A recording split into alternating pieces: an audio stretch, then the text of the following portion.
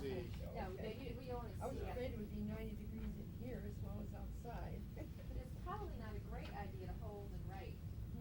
It's probably not a great idea to hold and write. No, I'm not, but we're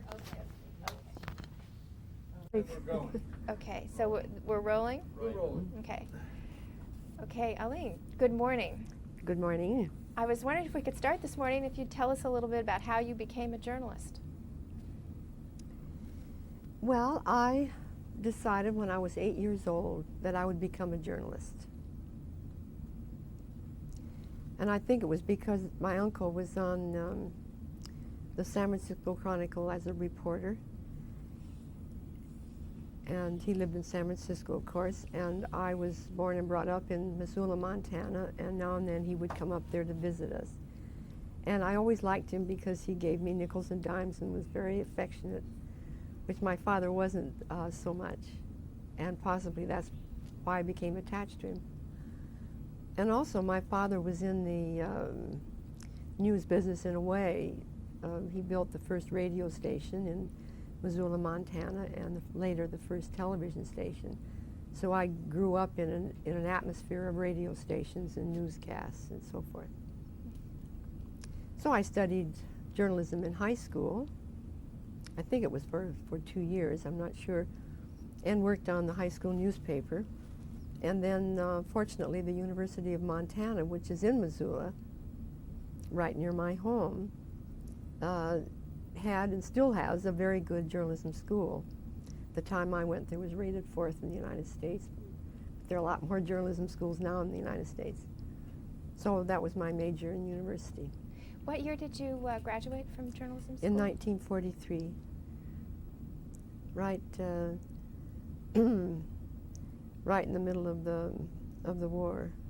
So it was very easy to get a job because, alas, there weren't many young men around. And in those days, of course, there were very few women in active journalism.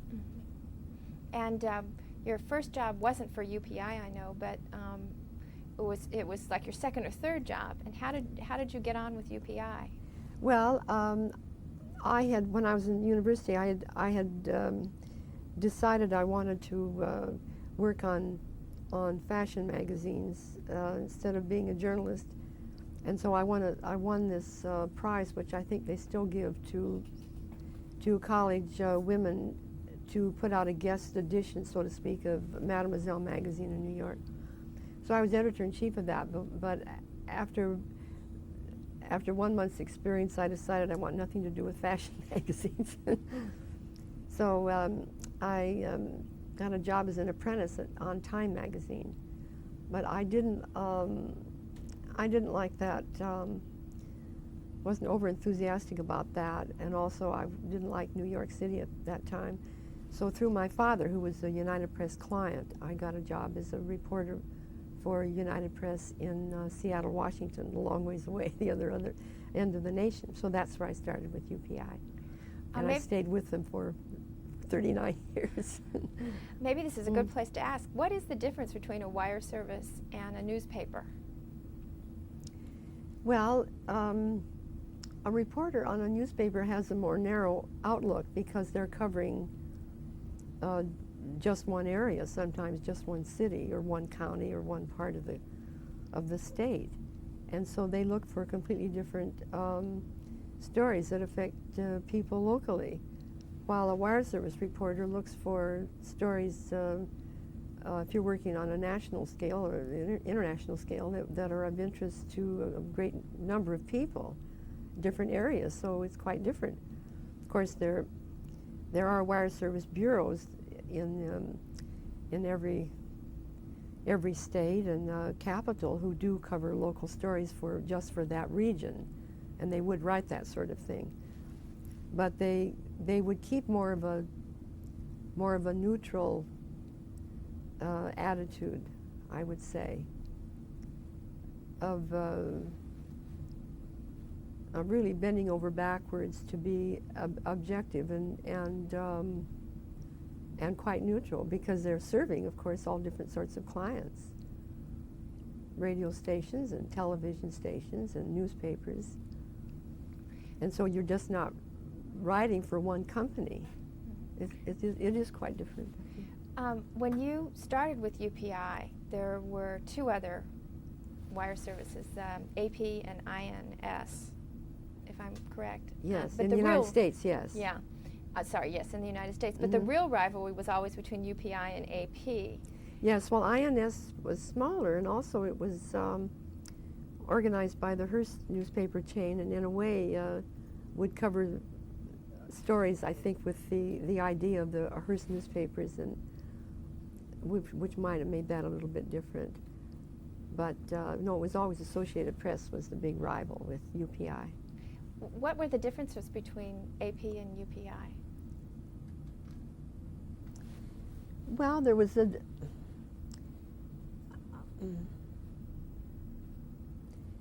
well, the AP, as you know, is a cooperative with member newspapers joining, and they pay dues, so to speak, and that's quite different from UPI, which has always operated as a private enterprise,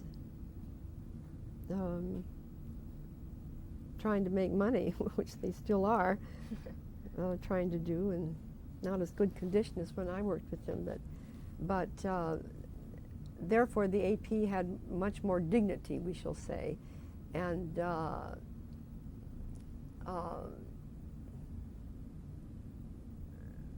well, I would say perhaps a colder,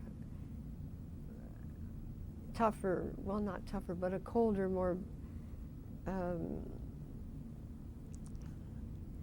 corporation type atmosphere, while UPI was almost like a family atmosphere, where people were paid less but had a great team spirit and probably worked even harder than the AP. UPI was always known for that, and I think probably it still is that way.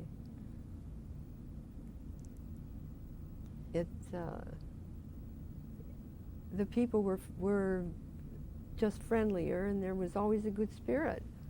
And I worked in many UPI bureaus, and I don't remember ever working in one where there was animosity among the correspondents or the reporters, or I mean, there always would be difficulties, but not really animosity or jealousy, or there's plenty of bylines to go around, you know, so why fight for them?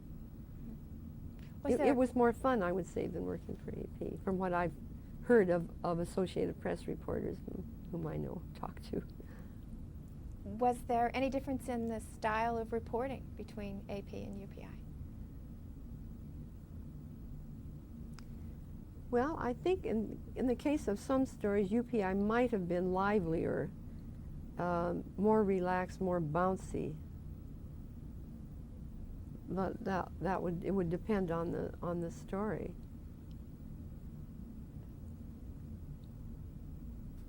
Well, I'm not sure. I'm not sure about that. I think the AP might have even sent maybe longer stories. But that would take a lot of research too. Which you don't have come to do. To a judgment. Exactly. You mentioned you were in a number of different bureaus, and I know that from Seattle you went to Los Angeles for a number of years, but I'd like to skip that and go right to your assignment to the Soviet Union. I wonder if you could talk about how you got that assignment. Well,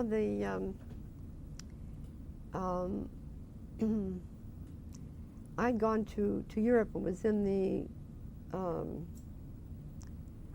talking with Tom Curran, who was at that time was the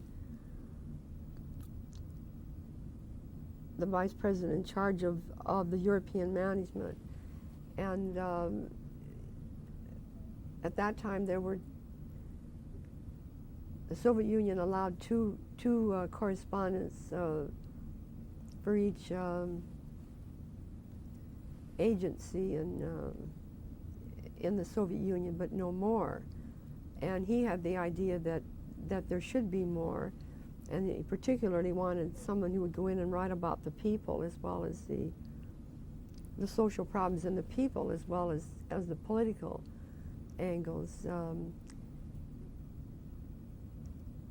I think one reason, that Americans had a lot of trouble understanding the Soviet Union and seeing it just in a one-sided way was because They never read anything in their magazines or newspapers really about what the country was like. Now, of course, it's quite different. But at any rate, so he wanted to send me there to not just to cover the politics and that we were allowed to write about, but also to write about the people and more of the human interest things. And what year was that? That was, well, let me think. It was, I think it was 1958 when UPI applied for the visa, and it took about 6 months or 4 months, something like that, to come through. And so I was working in the London Bureau, and it finally did. I think by the time I got there, it was 1959. I remember it was winter and snowing and very cold. Well, was this considered a plum assignment? Oh, yes.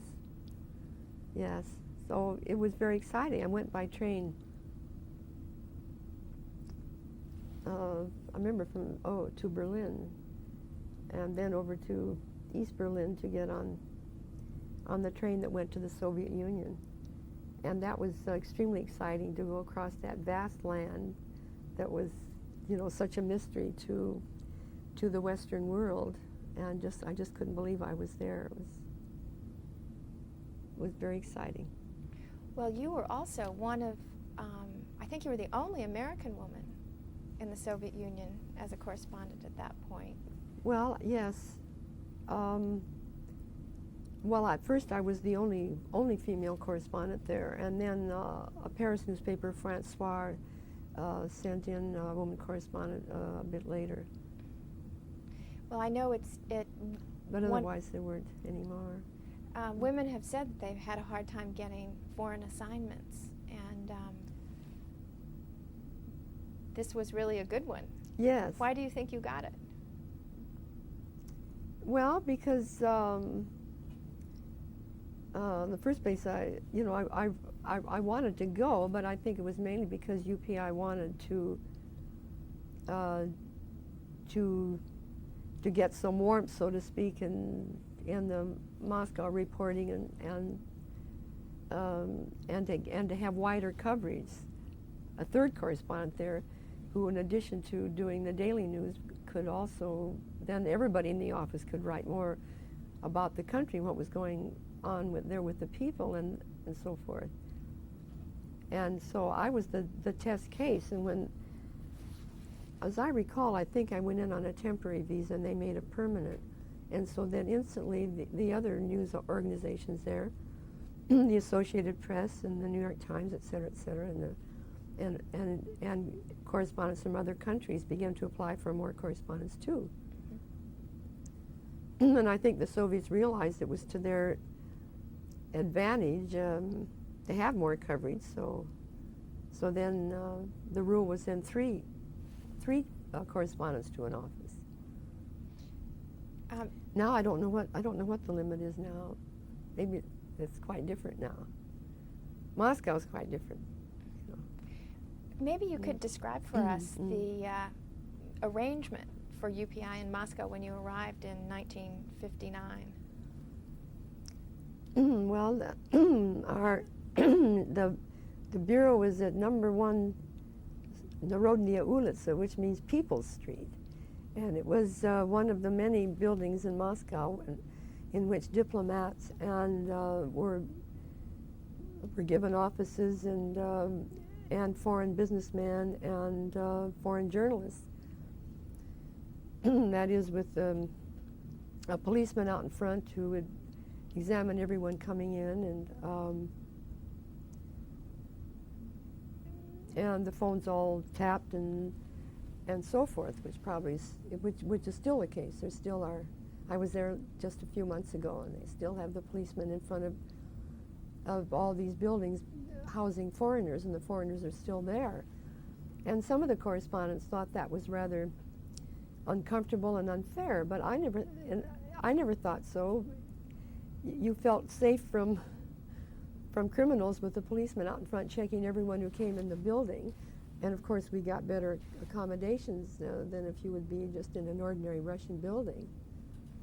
Of course our bureau did have a burglar did break in, so my feeling that that policeman out in front was protecting us wasn't exactly correct, because we did have a robber broke in. I lived in the bureau at first. There was a small room devoted to the office and a little ante-room where the TASS, the Russian Soviet news agency machines were placed, and then down the hall I had a bedroom and a kitchen that the translators and all our photographer and so forth, everybody used to develop film and cook their lunch and so forth. But I did have a bedroom and a living room to myself. And I woke up at 2 in the morning with a burglar in the bathroom, which really quite terrified me. But he ran out the door, you know, saying in Russian, "Oh, please, please," you know. I think he was horrified that I was frightened. He stole money out of my handbag and then came back another night and stole some cameras out of the office, probably somebody very poor. And I remember I was very indignant about this, and I remember going to the office that handled such complaints from foreigners and presented all the evidence of the theft, and then he very calmly announced that there is no such thing as crime in the Soviet Union. So it must have been your imagination. I was even more curious, but oh well, it's funny now. When you look back at it. Well, how did you manage to report the news in the Soviet Union? Maybe you can describe how you went about it. At that time, we worked under censorship, which the correspondents don't do now. When I was there a few months ago, I had to laugh listening to the complaints of some of the correspondents in their offices, which are much larger and much more elegant than what we had in 1959, 60, and 61 when I was in the Soviet Union. There's just no comparison. They have much larger staffs. They're much more free to cover all sorts of stories. I mean, it's just incredible. Before I arrived in the Soviet Union, it was even much worse. There was much less news in Pravda and Izvestia and the other Soviet newspapers, and what stories they did write half the time were censored and then didn't get out. I remember Harrison Salisbury, who'd been with United Press International before I got there many years before, and he said one day he had nothing else to do because there wasn't any news in the newspaper, and so he was going to write a story about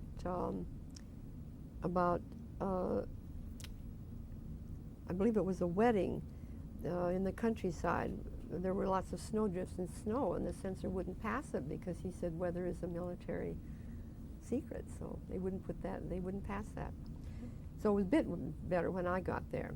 But every morning the translator, one of our 3 translators would come on duty and start plowing through the Soviet press, which is lots of newspapers, 9, 10, 11, something like that.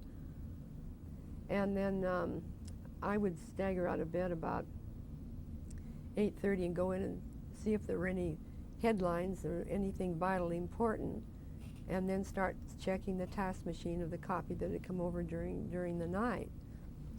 And of course, TASS, the Soviet news agency, was just a spokesman for the Communist Party and the government, as all the newspapers were too, in effect. So it was hard to find news. And then there would be press conferences given by various government party, of course, controlled ministries, organizations, and so forth. And then possibly some foreign leaders coming to the Soviet Union that would have to be covered, follow them around and go to their news conferences and so forth. And we would write out our copy in very simple English, because in those days we couldn't send copy out directly. It had to go in a telegram form or else by telephone to a UPI bureau outside of Russia. That is, we sent them to London, and they would write them up in proper English and put them on the wire. And we had to take our copy in sort of rough telegram form to the central post office in Moscow, to the censors who would read our copy. We would hand it in over a big counter. So there's and a it could take. Oh, okay.